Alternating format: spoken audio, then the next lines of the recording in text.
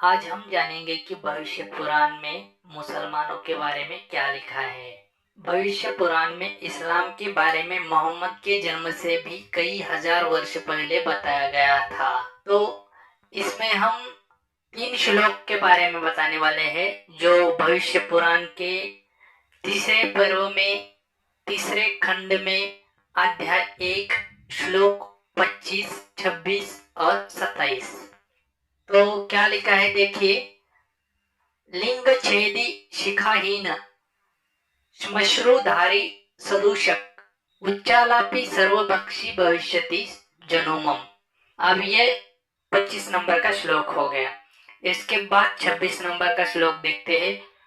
विना कौलच पश्चस्तेषा भक्षामतमम मुसले नैव संस्कार कुशैरिव भविष्यति। यह हुआ 26 नंबर का श्लोक। और अब 27 नंबर का श्लोक देखिए।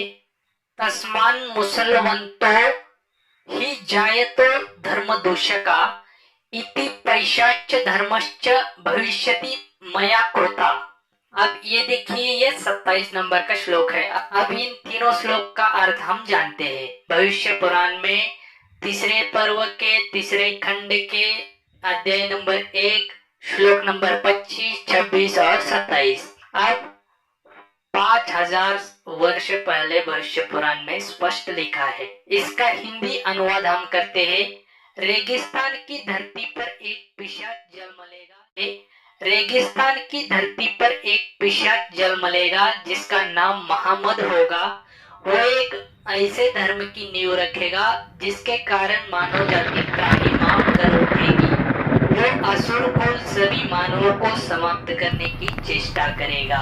उस धर्म के लोग अपने लिंग के अग्रभाग को जन्म लेते ही काटेंगे। उनकी शिखा मतलब छोटी नहीं होगी। वो दाढ़ी रखेंगे पर मूंछ नहीं रखेंगे। वो बहुत शोर करेंगे और मानव जाति को नाश करने की चेष्टा करेंगे। राक्षस जाति को बढ़ावा देंगे और वे अपने को मुसलमान कहेंगे। और ये असुर धर्म कालांतर में स्वयं समाप्त हो जाएगा। मानना पड़ेगा कि कम से कम आज के संदर्भ में ये बिल्कुल फिट बैठता है।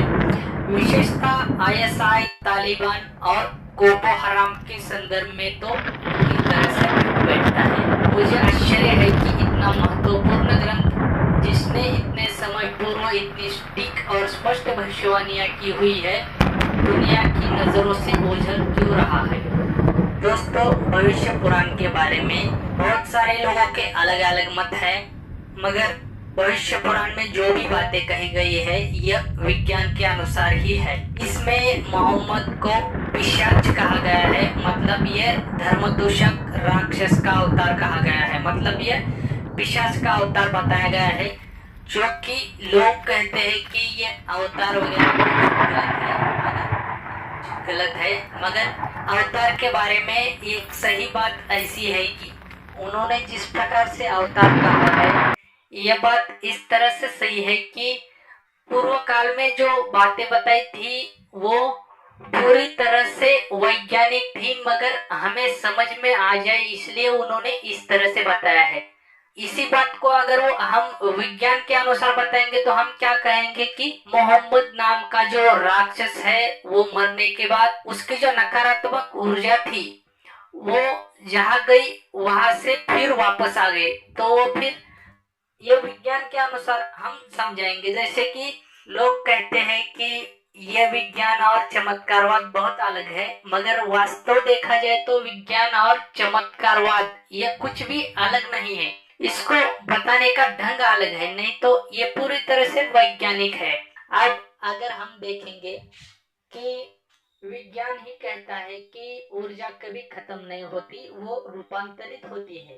तो सबसे पहले हम देखते हैं कि पहले बारिश से पानी जमीन पर आता है, सूरज उस पानी को सोखता है और फिर वो आसमान में चला जाता है बादल के रूप में, और फिर से उसे ठंडी हवा लगने के बाद वो फिर से जमीन पर पानी के रूप में बरसता है। तो इसी तरह से यह रूपांतरण होता है। मगर इसे हम अगर ज्ञान की भाषा में बताएं तो यह ज्ञान है, हर चीज को समझने के लिए विज्ञान बताया गया है कि हमें ज्ञान को समझने के लिए विज्ञान का सहारा